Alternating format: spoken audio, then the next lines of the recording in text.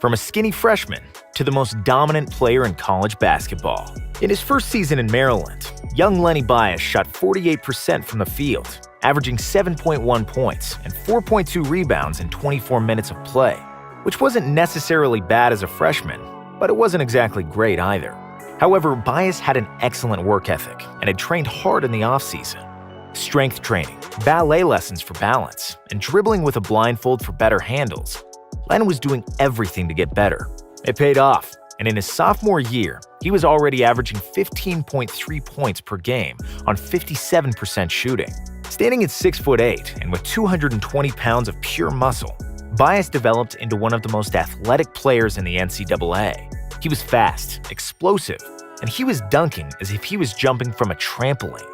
He modeled his jump shot after Bernard King, and when he became proficient, there was nothing any defender could do.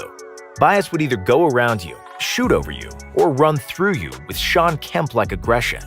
On top of that, he was the most versatile defender in the country and would often guard taller forwards and centers. As a senior, his transformation to the most dominant player in college basketball was complete. Playing both forward positions, Bias was simply unstoppable and averaged 23.2 points and 7 boards per game, on 54% shooting and 86% from the free throw line. He was twice voted as the best player of the ACC Conference and made the consensus All-American second team in 1985 and the first team in 1986, after which he declared for the NBA draft. Selected into a dynasty with the second pick, Red Auerbach is often considered as the greatest GM in NBA history. Red had a championship team, and the '86 Celtics had just celebrated their third title in 5 years. Apart from Bird, Parrish, and McHale, and an already deep bench, they also had the second overall pick, which they acquired 2 years prior via trade. Auerbach said he had planned to pick Bias in the draft for 3 years. They wanted Len so badly that they spread rumors about him only for Cleveland to pass him over. It worked. The Cavs drafted Brad Daugherty, who would go on to be the best player in team history before some guy named LeBron started playing there.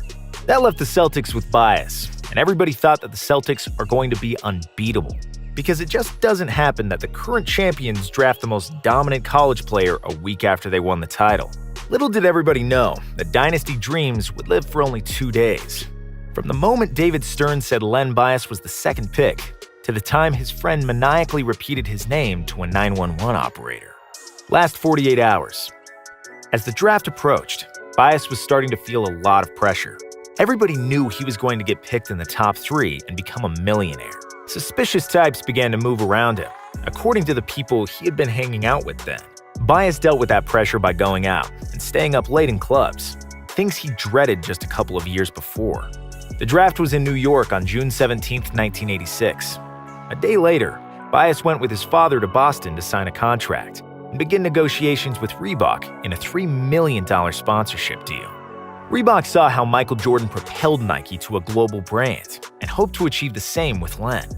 From today's perspective, $3 million seems ridiculous, but at the time, it was an extremely lucrative deal. That same evening, Bias returned to Maryland to his dorm room, where he spent the night in the company of childhood friend Brian Tribble and his 2 teammates, Terry Long and David Gregg. They consumed cocaine, which was too pure and too strong. After he snorted his final line, Bias started to feel sick.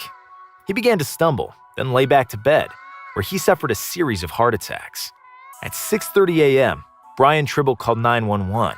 Fueled with cocaine, he couldn't stop repeating Len's name. "This is Len Bias. This is Len Bias. You have to bring him back to life. He can't die."